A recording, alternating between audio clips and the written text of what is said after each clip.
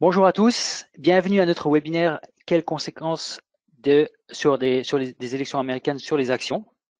Donc, je m'appelle Andreas Ruhlmann, je suis Premium Client Manager chez IG Bank et je suis ici avec notre analyste indépendant Valentin Offrand qui va vous faire donc cette présentation. Pour commencer, comme d'habitude, on va commencer avec un avertissement sur le risque du trading. Donc, les CFD sont des produits à effet de levier.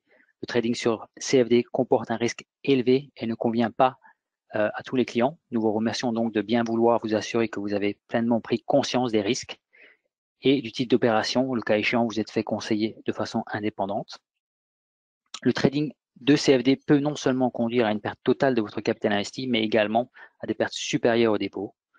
Le contenu de ce webinaire ne constitue pas un historique de nos cotations ni une offre ou sollicitation à investir dans un quelconque instrument financier.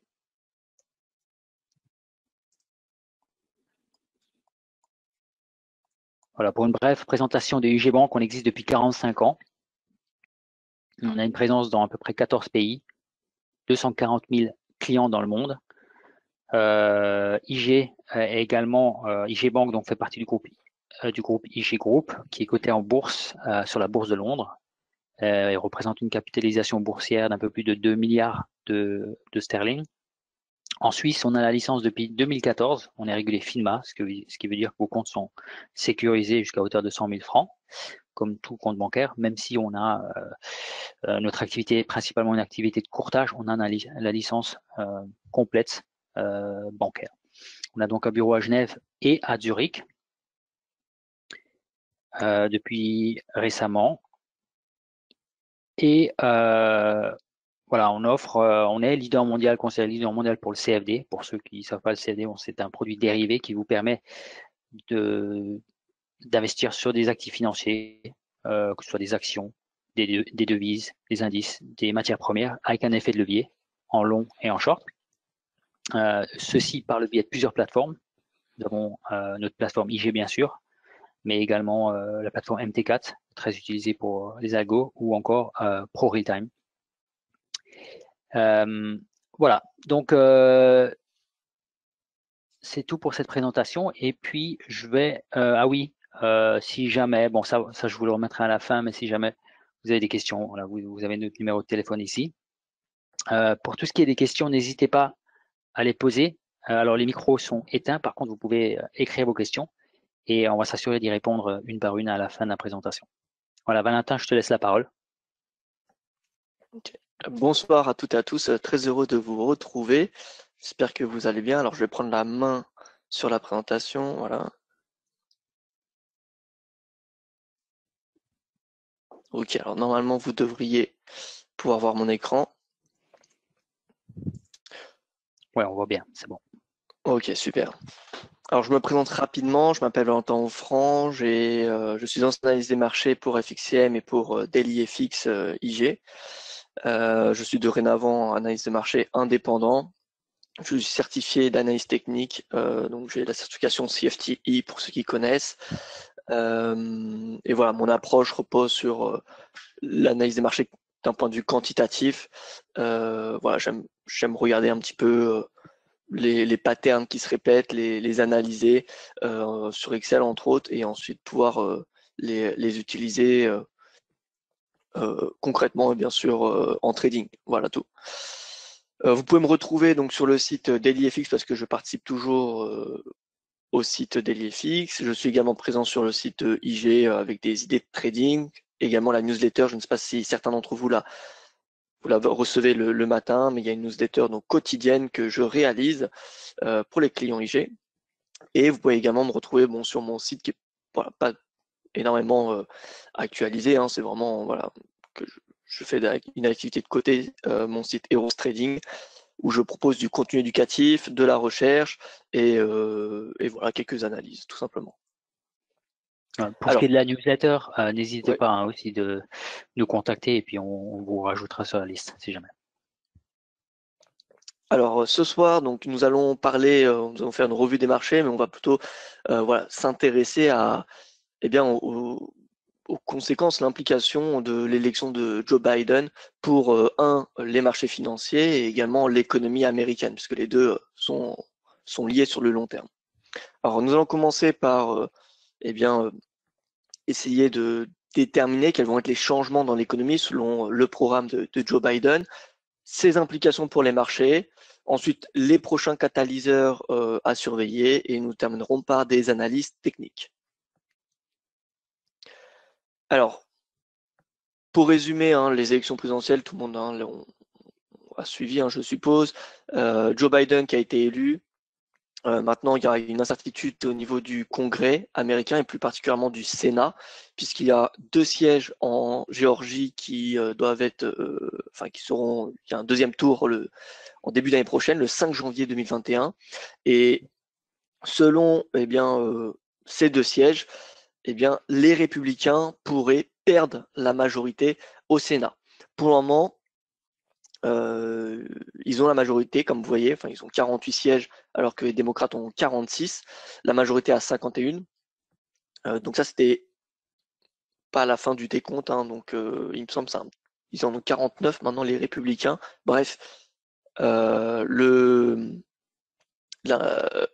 dilemme, ce sera le 5 janvier en fait, parce que si les démocrates remportent les 2 sièges de la Géorgie, ils seront égalité avec les républicains au Sénat et du coup ils auront un congrès qui sera plus à même de voter les lois de Joe Biden. Parce qu'aux États-Unis, la politique se fait via la Maison Blanche, mais le Congrès a une place très très importante, a une influence très très importante. Donc si on a un Congrès qui est divisé, donc par exemple la Maison Blanche qui est républicaine et le Sénat ou la Chambre des représentants qui est du côté opposé, c'est-à-dire démocrate, la Maison Blanche va avoir beaucoup de mal à faire passer ces projets de loi, ou en tout cas ceux qui sont vraiment importants, qui ont comme conséquence des gros changements dans la société ou dans l'économie américaine. Donc, pour Joe Biden, ça va être très important de gagner ces 2 sièges, puisque si les démocrates remportent ces 2 sièges, la Maison Blanche sera démocrate, la Chambre des représentants, donc la chambre basse du Congrès, sera démocrate, et le Sénat sera partagé 50-50 entre démocrates et républicains. Donc, voilà, il y aura quand même des chances pour que les grosses réformes de Joe Biden soient votées. Par contre, si les républicains gagnent au moins un des 2 sièges, dans ce cas-là, nous aurons la Maison-Blanche démocrate, la Chambre des représentants démocrate, mais le Sénat qui sera républicain. Et donc, du coup, les projets de loi de la Maison-Blanche seront certes sans doute validés par la Chambre des représentants, puisqu'elle sera démocrate, mais par contre, voilà, les républicains, puisqu'ils sont majoritaires au Sénat, c'est pas forcément sûr que le projet de loi passera. Par exemple, Donald Trump, quand il a été élu, il avait le Congrès qui était également républicain, donc il avait la possession de la Chambre des représentants et du Sénat. Il a pu passer ses gros projets de loi, notamment la baisse des taxes sur les entreprises. Mais depuis les élections de mi-mandat en 2018, les démocrates ont gagné la Chambre des représentants et depuis 2018, on n'a pas eu de réforme majeure aux États-Unis, puisque les gros projets de loi ne sont pas passés, tout simplement. Voilà, donc vraiment, là, l'élection de Joe Biden, c'est quelque chose, mais c'est pas du tout terminé ces élections. Le 5 janvier sera une date clé, parce qu'en fonction de ces 2 sièges, ça va un peu, ça va même beaucoup en dire sur les 4 prochaines années, les 4 années de mandat de Joe Biden. Au niveau des propositions de Joe Biden, c'est un programme quand même très dépensier, on va dire, 7 000 milliards de dollars qui seront dépensés pour les 10 prochaines années, qui seront programmés pour les 10 prochaines années. Donc, vous voyez les principales dépenses dans la santé et dans le climat et les infrastructures. Donc voilà, donc ces dépenses, forcément, si les républicains sont majoritaires au Sénat, il y aura très peu de chances qu'elles soient approuvées, pour ne pas dire infime.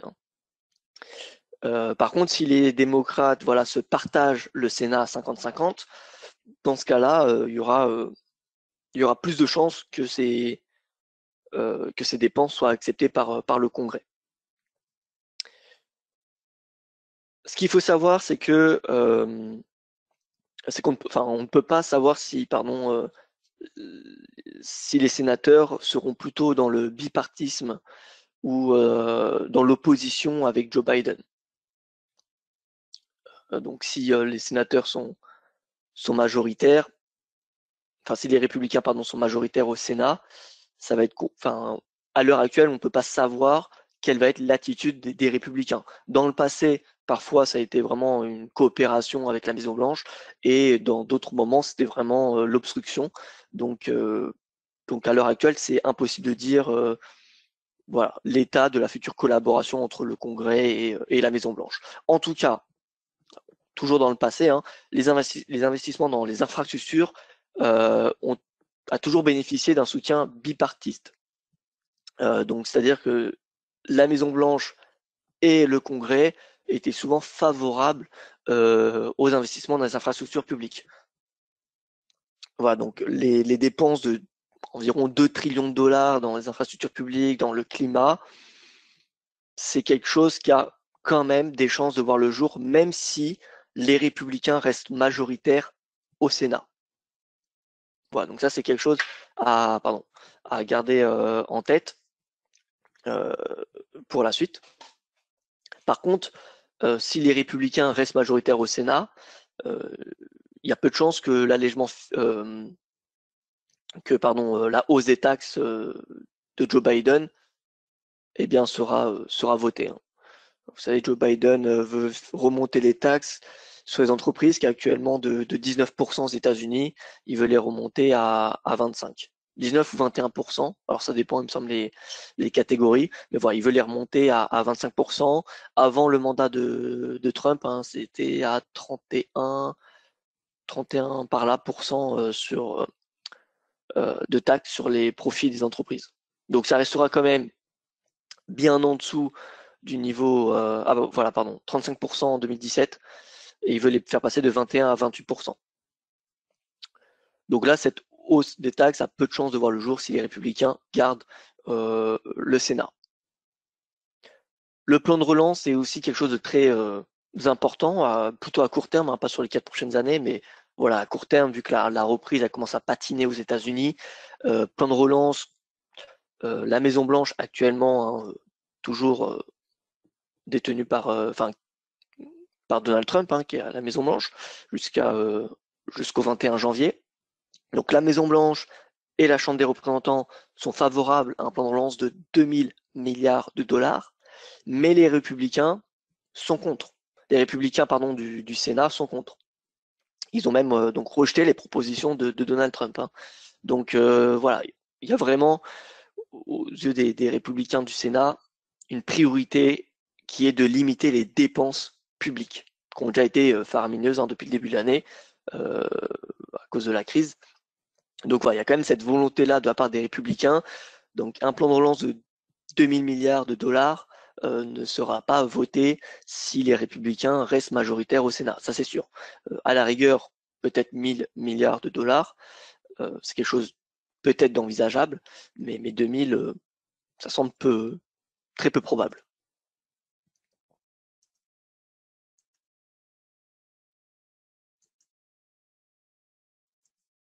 Alors les implications pour les marchés, bon, c'est plutôt un bon signe, hein, que le Congrès soit divisé. Alors on peut trouver des explications. L'une d'entre elles peut être le fait que lorsqu'il y a un Congrès divisé, ça empêche l'administration, enfin la Maison-Blanche, d'effectuer des changements trop importants dans l'économie ou dans la société, de trop grosses réformes, et donc de plonger les investisseurs dans l'inconnu. Voilà. Donc, vous voyez que le rendement annualisé lorsque le président est démocrate, mais que le Congrès est divisé, eh bien, il est de 15,9%. Alors, c'est depuis 1950 jusqu'à 2019. Vous voyez, donc c'est plutôt bullish pour les marchés. Après, de toute façon, il n'y a jamais de mandat où c'est totalement bearish. Enfin, c'est rare. Et c'est pas à cause généralement des présidents. Mais bon, voilà, en tout cas, c'est pas parce qu'on a un congrès qui est divisé qu'on va avoir une baisse des marchés ou une récession. Voilà, c'est pas un facteur qui va être décisif. D'ailleurs, c'est intéressant de constater que lorsque le président est démocrate et que le Congrès il est démocrate, eh bien, on a une performance analysée qui est moindre que lorsque le Congrès est divisé ou que lorsque le Congrès il est républicain. Vous voyez. Donc, et c'est pareil pour lorsque le président il est républicain, la meilleure performance c'est quand le Congrès il est divisé.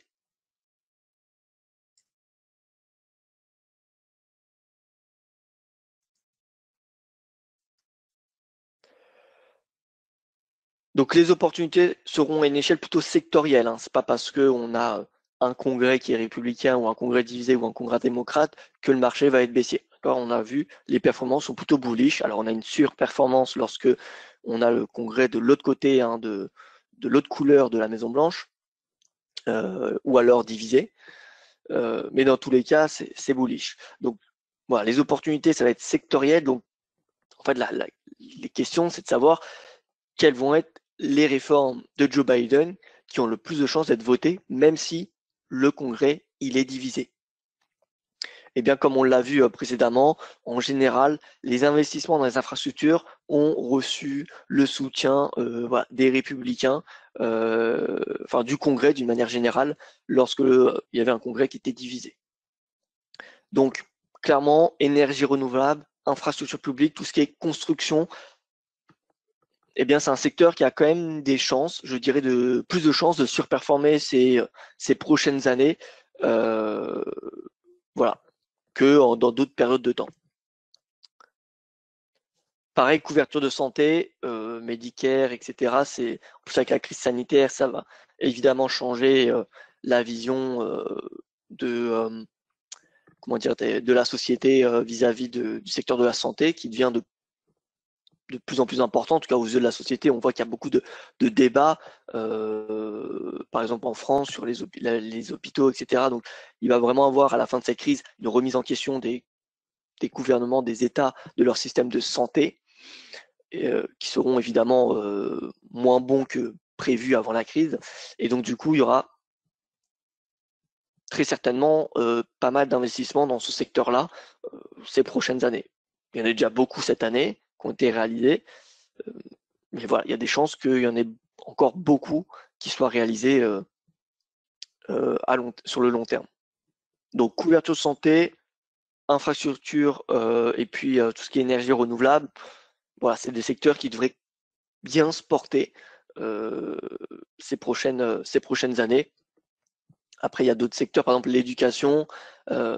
L'éducation, donc c'est essentiellement supprimer une partie de la dette étudiante. Ça a peu de chances quand même de voir le jour, même si les démocrates ont le Congrès. Est-ce qu'on peut effacer de la dette comme ça, la dette étudiante? Ça me semble plus compliqué à justifier. Voilà, donc d'autres réformes me semblent, à mes yeux, avoir moins de chances de passer que ce qui est infrastructure ou pour le climat.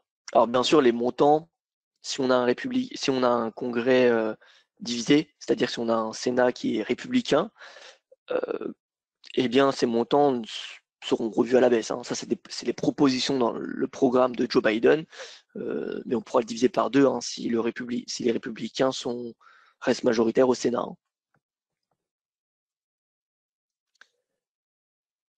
Concrètement, ce que l'on voit, couverture santé, énergie renouvelable, c'est des secteurs qui sont quand même plutôt positifs sur les marchés depuis même bien avant la crise. On voit par exemple, donc avant la crise, là on a une base à 0% en mi-novembre. Et on voit que l'indice S&P Global Clean Energy, donc pour les énergies renouvelables, on voit qu'il commençait déjà à surperformer avant la crise sanitaire. C'est également le cas des valeurs de santé, qui est en rose ici, vous voyez, qui surperformait le Dow Jones, le S&P 500 qui est en vert, pardon. Donc voilà, ces deux secteurs, ces deux indices, je ne vois pas les raisons pourquoi ils commenceraient à sous-performer. Les énergies renouvelables, on a de plus en plus de gouvernements qui accentuent leur transition énergétique, écologique, oui, énergétique, pardon. que ce soit aux États-Unis ou enfin, surtout en Europe et en Asie, mais maintenant ça va être également aux États-Unis avec Joe Biden qui va, enfin, comme vous le savez sûrement, revenir pardon, dans l'accord de Paris. Donc ça, c'est positif pour les énergies renouvelables. Donc voilà, en fait, lorsque l'on cherche des arguments contre les énergies le secteur des énergies renouvelables ou contre le secteur de la santé, actuellement, il n'y en a pas beaucoup. Il n'y en a même pas, en tout cas à mes yeux. Donc voilà, ces deux secteurs-là, pour moi, il y a des fortes chances qui continuent à surperformer ces prochains mois, prochaines années. Bien sûr, ça ne veut pas dire que les autres secteurs vont sous-performer, hein. Concrètement, le marché boursier, il sera boule que le Sénat soit républicain ou qu'il soit 50-50 partagé, voilà, entre démocrates et républicains. Le secteur de la technologie, évidemment, restera entre guillemets des valeurs sûres, hein, c'est-à-dire que voilà, qu'il y ait une crise, une pandémie ou non, une récession pour X ou Y raison, le secteur technologique, c'est celui qui est qui est la valeur sûre ces dernières années. À part si bien évidemment le secteur se transforme en bulle comme dans les années 2000, ce qui n'est pas le cas aujourd'hui, hein. Si vous regardez les différents indicateurs de valorisation, que ce soit le Shiller PE, le PE classique, le Forward PE, le Price to Sales Ratio, Price to Book, on est très très très loin des niveaux des années 2000.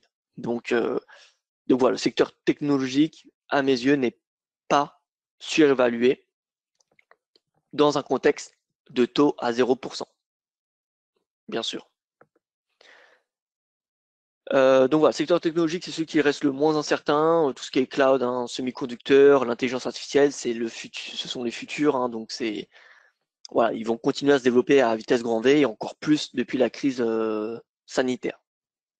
Donc le Nasdaq, les GAFAM, ça reste des valeurs où le sentiment, en tout cas mon sentiment, est plutôt positif. Je rappelle que pour améliorer la productivité dans les économies développées, ça se fait le plus facilement, enfin là où il y a le plus d'impact, c'est via l'amélioration de la technologie. Lorsqu'on a une amélioration de la technologie, c'est là où là on a un saut de la productivité dans les économies développées. Dans les économies qui ne sont pas développées, dans les économies dans les pays émergents, c'est voilà, une meilleure éducation comment dire, des personnes, plus d'études, voilà. Ça permet le plus de. Enfin, c'est un des critères qui permet un saut dans la productivité. On a également le capital, mais dans les économies riches, hein, comme l'Europe, comme les États-Unis, il y a beaucoup de capital, il y a beaucoup de personnes qui sont qualifiées. Donc vraiment là où on a un gain de productivité possible, c'est via les technologies. Donc pour ça que la technologie et voilà, c'est le vecteur, finalement c'est l'avenir. Donc voilà, c'est un sentiment très, très positif également pour le secteur technologique, que le président, ou soit Biden ou pas, ou que le Congrès soit divisé, démocrate ou républicain.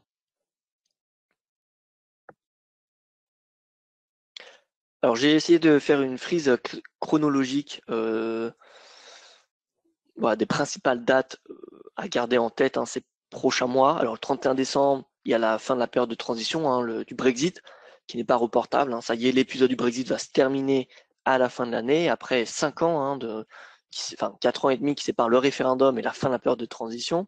Ça fait une sacrée longue période. Pour le moment, il n'y a pas d'accord commercial, hein, qui est trouvé entre les Européens et les Britanniques. Toujours les mêmes points de blocage, hein, l'accès des pêcheurs européens aux eaux maritimes britanniques, les garanties en termes de législation de la société britannique pour pas que les sociétés britanniques aient accès au marché unique européen et que dans le même temps, ils disposent d'un cadre réglementaire déloyal. Voyez. Donc voilà, il y a encore des blocages là-dessus sur ces deux points, à moins de 3 semaines du Conseil européen, dernier Conseil européen de l'année. Et mi-décembre, c'est les dernières séances plénières au Parlement européen. C'est-à-dire que après la mi-décembre, il me semble que c'est 14, 15, 16 décembre, les dernières séances plénières. Donc c'est-à-dire que voilà, dans un mois, après la mi-décembre, s'il n'y a pas eu d'accord entre les Européens et les Britanniques, l'accord ne pourra pas être ratifié par les parlements. Donc, ça veut dire que 31 décembre, enfin le 1er janvier, le Royaume-Uni négocie avec l'Union européenne sans accord commercial. Alors, les négociations continueront, vraisemblablement ensuite, mais en attendant, les sociétés britanniques n'auront pas accès au marché unique européen sans tarifs douaniers. Voilà. Autre deadline, le 5 janvier, comme je vous l'ai dit à plusieurs reprises dans ce webinaire, les élections dans l'État de Géorgie, voilà, pour les 2 sièges au Sénat, les 2 sièges décisifs. Finalement, le mandat de Biden va beaucoup se jouer ce 5 janvier. Donc les résultats seront, à mon avis, le 6 ou le 7 janvier. 21 janvier, l'investiture de Joe Biden, donc Donald Trump qui sort de la Maison Blanche et Joe Biden qui y rentre. En parallèle, d'ici la fin de l'année T4 2020, c'est le plan de relance aux US qui sera voilà, un peu, très attendu par les investisseurs parce que voilà, la reprise elle commence un peu à perdre de l'élan. Elle reste solide aux États-Unis, mais on voit que bon, on a une perte du dynamisme, c'est plutôt normal. Mais voilà, un plan de relance serait fortement bien accueilli, d'autant plus que les aides exceptionnelles aux personnes qui ont perdu leurs emplois, ou même les indépendants qui ont perdu leur activité à cause de la pandémie. Donc c'est 2 programmes différents, c'est le PUA et PUEC, il me semble. Alors, ouais, je ne connais plus les termes, les noms exacts. C'est 2 programmes différents qui se terminent à la fin de l'année, 31 décembre. Au 31 décembre, si ces aides ne sont pas renouvelées par un nouveau plan de relance, c'est 13 millions d'Américains qui perdront ces aides, qui perdront des revenus. Donc 13 millions d'Américains qui perdent leurs revenus, ça va avoir un impact assez important sur l'économie. Donc c'est pour ça que le plan de relance est quand même très attendu, parce que dans ce plan de relance, les investisseurs attendent un renouvellement de ces aides. Sans renouvellement de ces aides, voilà, il y aura un impact évidemment économique et pour les marchés, ça sera négatif. Alors c'est pas ça qui va provoquer un crack comme ce qu'on a connu en mars, mais c'est clair que moins de dépenses des ménages, moins de revenus, c'est moins de dépenses et donc moins de bénéfices des entreprises américaines et donc moins de les perspectives seront moindres pour les investisseurs. Et ensuite, S1 2020, les premiers vaccins distribués aux États-Unis et en Europe. Alors, on n'aura pas la totalité de la population européenne et américaine qui sera vaccinée au premier semestre, même si ça reste possible, mais bon, pour moi, il y a peu de chance. En tout cas, au premier semestre, ce qu'on peut anticiper, c'est que les cas les plus graves, les personnes à risque dans ces 2 économies, et même dans les grandes économies du globe, également la Chine. La Chine ont déjà commencé leur vaccination, ils ont déjà plusieurs vaccins. Alors c'est des vaccins qui ont été réalisés par des entreprises étatiques, donc bon, voilà, les résultats restent à. On ne connaît pas réellement les résultats, mais voilà, que ce soit en Chine, aux États-Unis, en Europe, les personnes à risque seront vraisemblablement vaccinées d'ici l'été prochain. Donc voilà, une fois que ces personnes à risque seront vaccinées, la crise sanitaire sera beaucoup moins dangereuse qu'à l'heure actuelle. Donc j'ai envie de dire, la crise sanitaire, plus tard dans un an, c'est presque c'est du passé.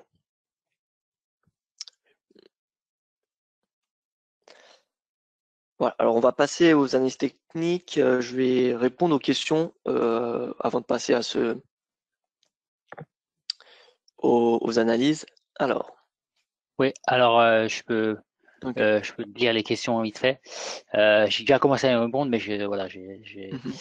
j'ai dit que tu y répondrais plus en détail. En gros, une des questions, c'est si Biden veut confiner les États-Unis, donc faire un confinement national, hein, le Mhm. peut-il? Oh, bien sûr, il le peut, mais c'est pas du tout dans son intérêt. Il y a peu de, enfin, il y a peu de chances qu'il refasse un confinement comme ce qui a été vu lors de la première vague. D'ailleurs, aucun gouvernement aujourd'hui n'a refait un confinement exactement comme lors de la première vague. Joe Biden, c'est un démocrate, mais attention, hein, il n'est pas, enfin aux États-Unis, bon, démocrate, c'est pas extrême gauche, hein, c'est pas le communisme, hein, ça reste quand même des, voilà, le capitalisme qui règne aux États-Unis. Donc Biden, il veut quand même que l'économie, voilà, reste forte, elle tienne et voilà, ça reste comme une priorité absolue, hein. Donc Ouais, il oui, en théorie, semblerait il peut le que, faire, ouais, mais je t'en tout prie, à fait. Non, ouais, non, je suis d'accord avec toi. voilà. Il me semblait qu'il y avait deux de ses conseillers principaux qui avaient déjà, en gros, dit que c'était pas du tout dans les plans pour l'instant, en tout cas, quoi. Ouais, ouais, c'est vrai que c'était annoncé récemment, il me semble. Mais, euh, mais voilà, après, il peut avoir des confinements plus allégés, un peu comme ce qu'on connaît en Europe. Enfin, ça dépend les pays, mais voilà, des confinements allégés dans certains États ou de façon localisée. Mais un confinement à l'échelle voilà, nationale dans tous les États-Unis, moi, ça me semble très peu probable. Et pas très Surtout s'il y a un vaccin qui stratégique arrive. non plus, quoi. Comment? Et pas très stratégique non plus, je Pas très pense. stratégique non plus, ouais. Oui, il faut Et voilà. savoir, faut voir la Chine, hein, l'avance qu'a pris la Chine d'un point de vue économique à l'issue enfin de la pandémie, de la première vague. La première vague, donc en Chine, elle est arrivée plus tôt, hein, parce que le virus est arrivé, enfin, est né en Chine. Euh, donc on a eu un confinement, il me semble, que c'était mi-janvier, enfin fin janvier, jusqu'à février en Chine. Et puis ensuite, on a eu la reprise. Et là, l'économie chinoise, le PIB, au troisième trimestre, il est au-dessus de son niveau il y a un an, hein. Donc voilà, la Chine, la pandémie, c'est déjà du passé. Oui. Et les entreprises ont eu une très belle, forte croissance des bénéfices et des chiffres d'affaires au troisième Mhm. trimestre. Voilà. Ce qui contraste encore avec les États-Unis ou l'Europe où on a encore une décroissance, hein, donc un déclin Mm. au troisième trimestre. Donc voilà, ça donne une idée de où on pourrait arriver d'ici les prochains mois, je suppose. Ouais, tout à fait. L'autre question, alors, c'était que si le président est démocrate et le Congrès également, c'est moins business friendly. Si tu confirmes?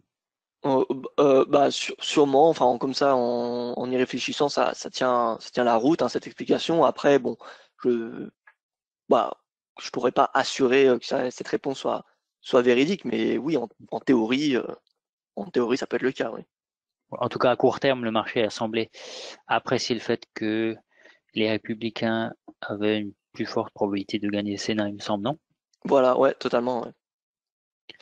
Ouais, c'est ça. Et puis, bah, comme ça a été indiqué, lorsqu'il y a un congrès divisé, ça empêche quand même les présidents de, euh, de mettre en place des réformes majeures. Voilà, donc de projeter de l'inconnu. Parce que quand il y a des réformes majeures, le marché ne sait pas réellement où ça va, à quoi ça va aboutir. En tout cas, a du mal à pricer exactement, précisément les conséquences des réformes majeures. Et donc voilà, du coup, les incertitudes, vous le savez, c'est source de volatilité et c'est pas là où le marché est le plus directionnel. Moi, j'avais juste une question. Tu as donc justement souligné de l'importance encore de ces deux sièges manquants, dont Mhm, on connaîtra l'issue, il me semble que tu as dit le 5 janvier. mhm. Est-ce qu'on a une idée aujourd'hui de la probabilité de qui pourrait gagner ces deux sièges manquants ou Alors, c'est j'ai pas encore d'informations complètement... là-dessus, non, j'en ai pas vu passer. D'accord, ok. Je l'ai cherché, mais j'en ai pas vu. Pour le moment, ils sont vraiment en campagne. On voit que voilà, Joe Biden et Donald Trump commencent réellement ouais, à faire campagne pour la Géorgie. Mhm, mhm. Donc c'est vraiment Ok. c'est on va dire le deuxième round des élections quoi.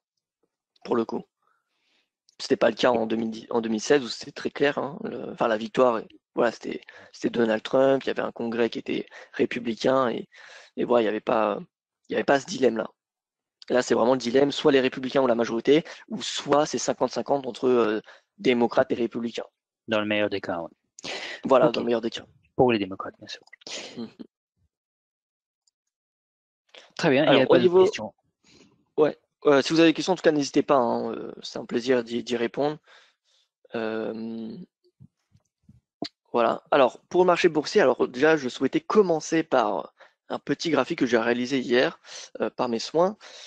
C'est par rapport au niveau de valorisation des marchés, parce qu'on voit beaucoup d'informations hein, concernant le niveau de valorisation, le ratio PE, Price Earning Ratio, etc. Alors oui, il est élevé le ratio Price Earning, mais bon, il faut toujours prendre en considération les taux, parce qu'au final, un investisseur, les fonds de pension, etc., qu'est-ce qu'ils recherchent? Ils recherchent, ils arbitrent entre différents investissements selon le risque, la prime de risque. D'accord? Donc, si par exemple, on a un marché action qui est très cher par rapport au passé, mais que les taux ou que les obligations rapportent rien, finalement, même si les actions rapportent que 1% par an, eh bien, il y a des investisseurs qui vont investir dedans. D'accord? Alors que si le marché obligataire, si les obligations rapportent 3% par an, mais que le marché rapporte que 1%, bah, les investisseurs ne vont pas acheter des actions, ils vont acheter des obligations. Donc il y a toujours une comparaison quand même à faire entre le marché obligataire et le marché action. D'accord? Le simple ratio price earning ou price to sales ratio, price to book ratio, c'est bien, mais c'est pas suffisant, je trouve, pour faire une analyse complète pour savoir si un marché est attractif ou non. Ça peut être utile hein, pour une analyse voilà, d'une entreprise ou d'un secteur, mais pour un marché entier, on ne peut pas comparer la situation actuelle avec celle d'il y a 40 ans où les taux étaient à 7-8% aux États-Unis. Les taux du 10 ans US, hein, je ne parle même pas des investment grade. Hein.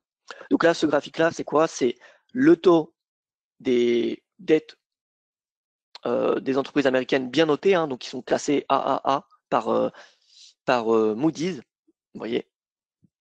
Et en rouge, c'est le taux de bénéfice hein, du S&P 500. Et ensuite, la zone verte, bleue, varie. Si la prime de risque est positive, c'est verte. Si la prime de risque est négative, c'est bleu. Alors en théorie, elle devrait tout le temps être négative parce que le marché action devrait être tout le temps plus cher que le marché obligataire. Voilà, maintenant c'est à quel degré la prime de risque se situe. Ça, c'est une inconnue que personne ne sait, évidemment. C'est tout le temps arbitré, quotidiennement. En tout cas, pour donner un certain aperçu, vous voyez que lorsqu'il y avait la bulle tech, on avait un écart entre les earnings du S&P 500 et le taux de rendement de la dette bien notée aux États-Unis, qui était extrêmement majeur, hein, qui était de l'ordre de presque 10%. Aujourd'hui, même avant la crise, vous voyez que le premium était en faveur du S&P 500. Donc, les entreprises du S&P 500, l'agrégat des bénéfices, était supérieur au taux, au coupon hein, de la dette américaine. Donc en théorie, eh bien, les bénéfices hein, des entreprises américaines, il y a une part qui va pour l'investissement, mais il y a aussi une part qui va pour les actionnaires, sous forme de dividendes ou sous forme de buybacks. Donc qui dit premium positif dit plus de chances que il y ait des dividendes qui soient distribués, une hausse des dividendes ou que qu'il y ait des buybacks plus importants. Voilà. En tout cas, vous voyez que les zones vertes coïncident généralement avec des zones où le marché est plutôt proche des plus bas. Alors, je ne vais pas superposer le S&P 500, sinon ça allait faire trop de courbes, mais il suffit de voir hein, 2007, voilà, 2008, vous voyez que le premium, il est positif. 1992, début des années 90, on a eu un énorme bull market jusqu'aux années 2000. Voilà.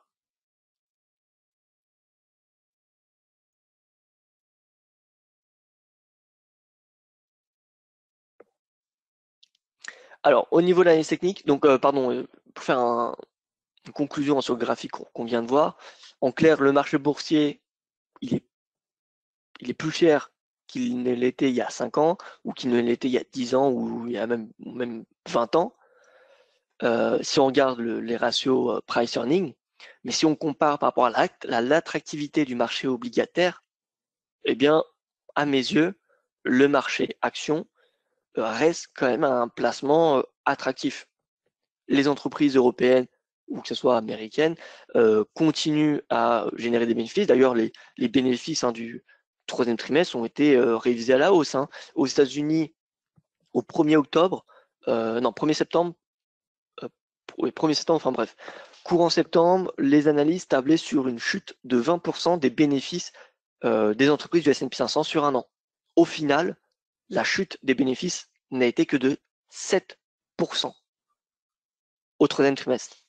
Donc 7 par rapport à 21, vous voyez que eh bien, c'est 3 fois moins. Donc en fait, c'est la situation d'un point de vue économique, grâce évidemment aux politiques monétaires et budgétaires, eh bien, la situation a été moins pire que prévu.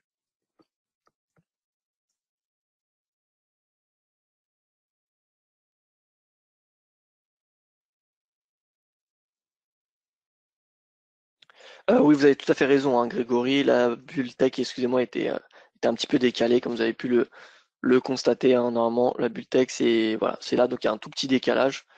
J'ai pas vu cette erreur. Merci hein, de me l'avoir fait remarquer.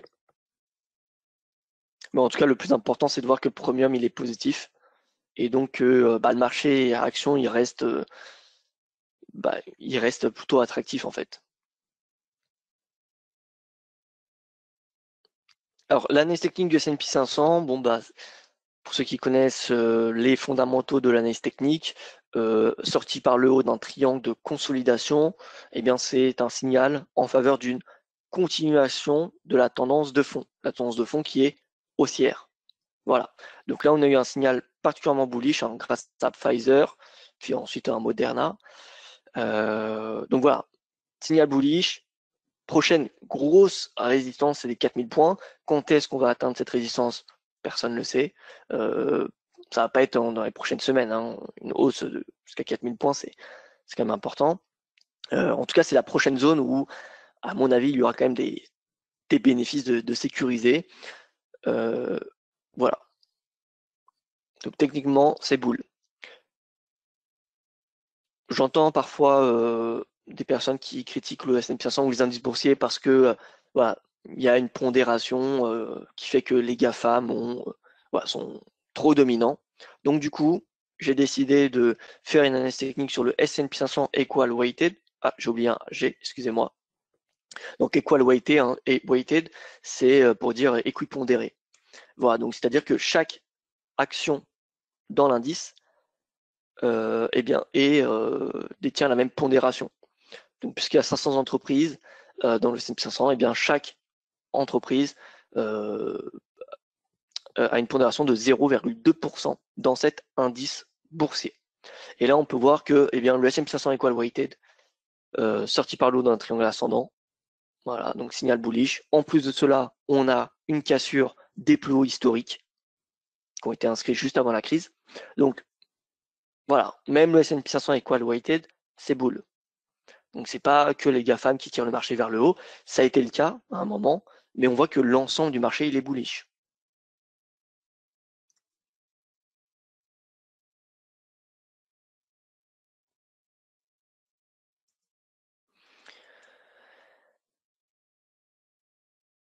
Au niveau des secteurs du S&P 500, bien sûr, ça ne vous a pas échappé. Hein, les secteurs les plus massacrés ont été les secteurs cycliques, hein, donc industriels. Alors utilitaire, c'est pas très cyclique, mais voilà, industriel, real estate, financier, énergie. Ça, c'est des valeurs, des secteurs cycliques. Et ils ont sous-performé les marchés, alors que ceux qui ont plutôt bien résisté, c'est secteur technologique, consommation défensive, enfin, voilà, de biens de base. Et les télécommunications, alors télécommunications, hein, c'est essentiellement grâce à à Facebook et oui, et Facebook qui est dedans et Google. Voilà, que le secteur est en hausse. Mais bref, on voit que il y a des secteurs qui ont quand même été massacrés, donc je dirais que le fait qu'on ait des annonces de vaccins, on l'a déjà vu, on a un début de rééquilibrage des portefeuilles en faveur des secteurs qui ont été massacrés. On le voit là, le secteur technologique, vous voyez, on a un puissant rebond. Pardon, j'ai dit technologique, c'est énergétique, hein, celui-ci. Donc secteur énergétique, on a un puissant rebond depuis le début du mois grâce aux perspectives d'un vaccin, voilà, à horizon quelques mois. Donc une sortie de crise. Donc à court terme, je dirais que voilà, ces prochaines semaines, prochains mois, à mesure qu'on va sortir de la crise, on va avoir un rééquilibrage des portefeuilles en faveur des secteurs qui ont été massacrés. Par contre, sur le long terme, si on regarde la tendance de fond, le secteur tech, encore une fois, c'est le secteur sûr. D'accord. Alors ça ne veut pas dire qu'il sera sûr, hein, dans l'avenir. Là, je parle bien évidemment du passé. Mais si on regarde les performances passées, voilà, le secteur tech, c'est bullish. Consommation défensive, c'est bullish. La santé, bon, ça devrait être un petit peu plus bullish, mais vous voyez que ça a été plutôt négatif, hein, sur une période de 5 ans. Donc le secteur qui se différencie de loin, c'est le secteur technologique. Donc on va peut-être avoir un rééquilibrage voilà, ces prochaines semaines, prochains mois sur les secteurs cycliques, mais sur le long terme, d'un point de vue technique, en tout cas, c'est pas des secteurs sur lesquels je parierais, étant donné que les tendances de fond sont baissières. Alors après, il y a peut-être des choses à faire en stock picking, mais d'un point de vue sectoriel, voilà, on voit que ces secteurs sous-performent et ce n'est pas ce que l'on veut lorsqu'on fait, lorsqu'on est technicien, tout simplement. Lorsqu'on fait de l'analyse technique, on ne se positionne pas sur des valeurs qui sous-performent ou sur des secteurs qui sous-performent. On se positionne sur les valeurs qui surperforment.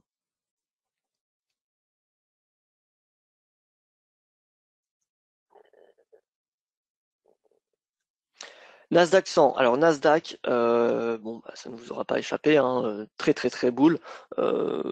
Également grâce à Tesla, il faut le noter, hein, en hausse de 400% depuis le début de l'année. Tesla qui va intégrer le S&P 500 le 21 décembre. Voilà, c'est tombé la nuit dernière. Donc ça va être assez important pour Tesla, hein, puisque il faut savoir qu'il y a à peu près 12 000 milliards de dollars de fonds, hein, qui suivent le S&P 500, dont 4600, j'ai lu ça ce matin, 4600 milliards dans des ETF, directement via des ETF. Donc imaginez si Tesla représente rien que 0,5% du S&P 500, alors je pense que ça sera entre 0,5 et 1%, voilà, dans ces eaux-là, à peu près 1%, je dirais. Donc imaginez les flux que ça va arriver, enfin qui vont arriver sur Tesla. Bon, alors on a des arbitrages, hein, avant là, en amont, c'est pour ça qu'on a une hausse, mais voilà, Tesla qui va rejoindre le S&P 500, c'était une aparté, excusez-moi. Donc Nasdaq 100, performance particulièrement importante depuis le début de l'année, depuis le début de la crise sanitaire. Vous voyez qu'on est passé d'un plus bas à environ 7 000 points à 12 000 à l'heure actuelle, donc presque doublé, hein. Ça fait 75% de hausse. Techniquement, il est toujours en consolidation. Ce que j'aimerais voir, ça serait une sortie par le haut. Enfin, en tout cas, c'est ce que j'attends, hein. J'attends une sortie par le haut ou une sortie par le bas de ce triangle pour arbitrer. Si on a une sortie par le haut, bien comme le S&P 500, c'est un signal en faveur d'une continuation de la tendance haussière de fond. Personnellement, vu que je vois pas trop les raisons qui expliqueraient une sortie par le bas du triangle. Pourquoi d'un seul coup le tech plongerait? Ouais, pour le moment, je ne vois pas. Donc, j'envisage plutôt une sortie par le haut du triangle. Mais en tout cas, si on a une sortie par le haut du triangle, ce sera un signal bullish en faveur d'une reprise de la tendance haussière. Le premier objectif sera le plus haut de septembre, à 12 439, et ensuite, bien, ça sera les seuils psychologiques, hein, donc 13 000, 14 000, 15 000 points, etc., etc. Donc pour le moment, il n'y a rien à faire à court terme, tant que le Nasdaq est dans ce triangle. Le SMI, alors SMI, comme tous les autres indices européens, a été sauvé, hein, sauvé par Pfizer, par les élections américaines, par Pfizer et maintenant Moderna. On a eu les annonces de reconfinement qui sont accumulées en octobre. Ça fait plonger les indices européens. On a eu des signaux baissiers particulièrement violents, qui assurent des 10 000 points ici, vous voyez. On a inscrit un plus bas de 5 mois. Et d'un seul coup, voilà, on a eu une forte progression de l'indice. Donc là, en fait, c'est un bear trap, même si techniquement c'était impossible de l'éviter. Ce bear trap, c'était purement fondamental. C'était grâce aux résultats des élections qui étaient mitigés, enfin congrès divisés. C'est grâce à ça qu'on a eu le rebond. Donc pour le coup, on ne pouvait pas s'attendre à ce rebond-là. En tout cas, d'un point de vue de l'analyse technique. Et dorénavant, bon, on a un breakout de ce plus haut de l'été, plus haut de juillet-septembre, aux alentours des 10 550 points. Voilà. Donc l'idéal, ça serait d'avoir une clôture hebdomadaire au-dessus de ce seuil. Si on a une clôture hebdo au-dessus, ça sera un signal bullish, en espérant que cette fois-ci, ça ne soit pas un bull trap. Mais en tout cas, ce sera techniquement un signal haussier en faveur d'une reprise de la tendance de fond. Donc prochain objectif, ce serait les 11 000 points, et ensuite le plus haut historique inscrit à 11 270. Pour le DAX, c'est neutre. Vous voyez que contrairement au SMI, le DAX n'est pas en train de sortir par le haut, de franchir sa résistance de l'été. Le DAX, il peine à dépasser cette résistance. On voit que la pression vendeuse est particulièrement importante vu que les mèches, on voit, elles sont très visibles. Donc ça, c'est un signal, c'est pas un signal baissier, mais en tout cas, ça invite à l'imprudence. C'est-à-dire qu'on a quand même beaucoup de ventes à ce niveau de prix, 13 300 points à peu près. Donc en l'absence de nette clôture au moins journalière au-dessus des 13 300 points, là, le ratio risque-rendement, il est en faveur des vendeurs, il est en faveur des baissiers. Je ne dis pas qu'il faut vendre, pour moi, on n'a pas de signaux vendeurs, mais voilà, pour moi, on n'a pas de ratio risque-rendement qui serait en faveur d'une hausse du DAX.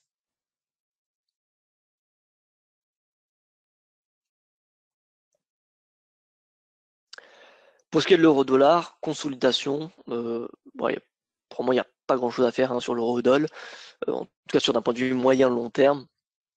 Bon, la tendance de fond, elle est haussière, mais on voit qu'on a une consolidation depuis cet été, on va dire entre 1,20 et 1,16. À plus court terme, depuis septembre, ça se joue entre 1,16 et 1,1880. Donc voilà, moi, c'est le range que je surveille.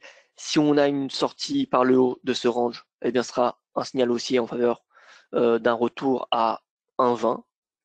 Et à l'inverse, si on a une sortie par le bas de ce range, ce sera un signal baissier en faveur d'un retour à 1,15, voire même 1,1422. L'euro-dollar, ça se joue au niveau du plan de relance européen. En tout cas, je pense que c'est le catalyseur qui va avoir le plus d'influence sur l'euro-dollar. Le plan de relance européen de 750 milliards d'euros, qui a été validé par les leaders, par les 27 chefs d'État en juillet, eh bien, pourrait ne pas voir le jour puisque les Hongrois et les Polonais, eh bien, ne souhaitent pas que l'état de droit soit une clause pour bénéficier du plan de relance. Voilà, vu que c'est des termes que ne souhaitent pas les gouvernements, eh bien, ces deux gouvernements menacent le veto, tout simplement leur veto du plan de relance. Donc, et puisqu'il faut l'unanimité, eh bien, voilà, le plan de relance européen ne pourrait ne pas voir le jour. En tout cas, c'est un risque qui est vraiment plausible. Personne ne sait ce qui va se passer, mais en tout cas, ça a surveillé. Et si le plan de relance européen ne voit pas le jour, ça sera mauvais pour l'euro-dollar, évidemment.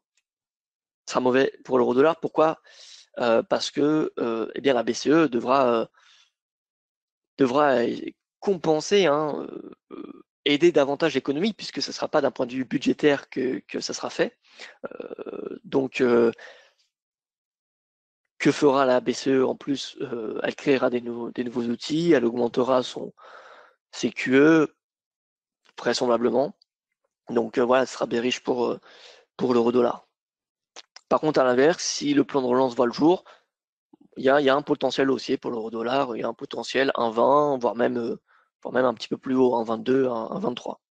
À 22 à 23, il y a une grosse oblique baissière de très long terme qui passe. Je ne l'ai pas mis dans la présentation, mais je vous la ferai voir juste après. Au niveau du gold, l'or, alors il est mis à mal l'or hein, par les vaccins, parce que qui dit vaccin dit une reprise économique qui va être durable plutôt que prévu, puisque le marché n'est pas du tout, n'était pas du tout sur un vaccin disponible, enfin pas à grande échelle, hein, mais déjà disponible en fin d'année 2020, début d'année 2021. Donc du coup, qui dit reprise économique plus rapide, dit une politique monétaire ultra accommodante moins longue, enfin normalement moins longue hein, que prévu, et donc une normalisation des politiques monétaires plus tôt que prévu. Et donc tout ça, c'est mauvais pour l'or, pour les métaux précieux. Donc en fait, c'est toutes les anticipations de reflation qui sont générées par les annonces de vaccins qui font pression sur l'or. Techniquement, en tout cas, c'est plutôt bullish, même si bon, il y a une pression vendeuse quand même importante. C'est plutôt bull. On a une sortie par le haut de ce triangle, biseau. Voilà, on peut discuter sur sa forme. En tout cas, on a une sortie par le haut, donc c'est essentiel. C'est un signal bull. Par contre, vous voyez là, cet énorme chandelier baissier, c'est l'annonce par Pfizer de son vaccin, hein, lundi de la semaine dernière. Et vous voyez que depuis, on colle les 1850, excusez-moi. Donc voilà, on a une pression acheteuse forte à 1850, mais en même temps, on voit que les vendeurs ne se laissent pas faire. Hein. On a quand même des prises de bénéfices aux alentours des $2000. Voilà. Donc techniquement, c'est préférable, je pense, d'attendre au moins une sortie par le haut de ce range. Voilà, un franchissement de 1933 $ pour envisager de se positionner à l'achat. À l'inverse, si on a une cassure des 1850, alors précisément, vous voyez, c'est 1862 $. Voilà, si on a une nette cassure de ce support, ça sera un signal plutôt voilà, bearish. Hein. Alors, l'or ne reviendra pas à 1500 $, enfin, en tout cas, ça me semble peu probable. Mais déjà, la moyenne mobile à 200 séances, et pourquoi pas cette oblique en noir hein, qui vient chercher les plus bas de 2018, 2019 et 2020. Voilà. Tout va dépendre, encore une fois, des anticipations économiques de la part des investisseurs. Plus les perspectives seront bonnes, hein, un horizon de temps moyen-long terme, plus elles seront revues à la hausse, et plus l'or sera sous pression. Parce qu'on va avoir une pontification de la courbe des taux, etc. etc. Donc ça, si on a une pontification de la courbe des taux, c'est ce qu'on a voilà, depuis début novembre, eh bien les taux obligataires regagnent en attractivité. Et donc, les investisseurs qui délaissaient le marché obligataire parce qu'il y avait des rendements négatifs, eh bien, ils commencent à avoir des rendements qui touchent les 1% hein, sur le 10 ans US, alors qu'ils étaient de 0,40 hein, et en mars. Et bien là, il y a des investisseurs qui vont dire, enfin, qui vont plutôt décider de se délaisser de l'or et d'acheter des obligations. Voilà. Donc, à mesure que les taux se redressent, les taux obligataires se redressent, eh bien, ça menace lors d'une correction. Que pensez-vous de la remontée légère du XAU après Pfizer et Moderna hier? Or, c'est pas vraiment une remontée, hein, c'est juste qu'on a eu des rachats, hein. Enfin, pas lors de l'annonce de Pfizer. Enfin, en tout cas, ça a pris plusieurs jours avant d'essayer de remonter. Moderna, donc c'était ce chandelier-là, hein, ces graphiques datent d'hier. Donc, on a eu une nette baisse lors de l'annonce, et ensuite, en intraday, ça a repayé. Donc, vous voyez, au final, l'or était revenu à son niveau d'avant, avant l'annonce de Moderna. Pour moi, la hausse, ça montre simplement qu'il y a une pression acheteuse à 1860 $, qui est indiscutable. Mais elle n'est pas non plus massive, hein, cette pression acheteuse, parce que vous voyez que lorsqu'on vient tester ce support, on n'a pas un rebond qui est immédiat, on n'a pas des énormes mèches, d'accord. On a des chandeliers quand même qui restent plusieurs jours à ce support avant de redécoller. Donc ça veut dire que bon, les acheteurs sont encore dominants à 1860 $, mais c'est pas non plus un support où tout le monde achète à ce niveau de prix, d'accord?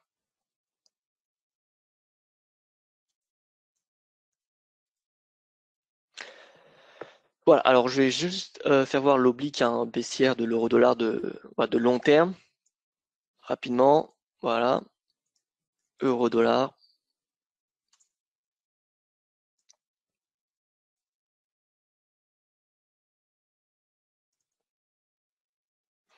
Oui, sur le long terme, on a une oblique à peu près comme celle-ci. Voilà. Bon, après, la précision de celle-ci est à discuter, hein, mais on voit qu'on est en plein dans une oblique. Est-ce qu'on l'a cassé? Est-ce qu'on ne l'a pas cassé? Ça dépend. Ouais, les sources de données. Ça dépend le taux de change, parce qu'il n'y a pas un seul taux de change, il y en a plusieurs, vous savez, plusieurs taux de change de l'euro-dollar. Donc cette oblique peut être débattue, mais en tout cas, on voit qu'on est concrètement dedans. Donc voilà, je dirais que là, c'est normal que nous avons des prises de bénéfices. Et donc c'est réellement qu'en cas de franchissement de 1,20 $ qu'on aurait une validation du franchissement de cette oblique haussière, cette oblique baissière, pardon, de très très très long terme. Et pour le coup, si on a un franchissement de cette oblique, techniquement, ce sera un signal extrêmement bullish. Pour le long terme, évidemment. On n'aura pas une ascension jusqu'à 1,50 en l'espace d'un an. Mais en tout cas, ce sera un signal qui sera boule.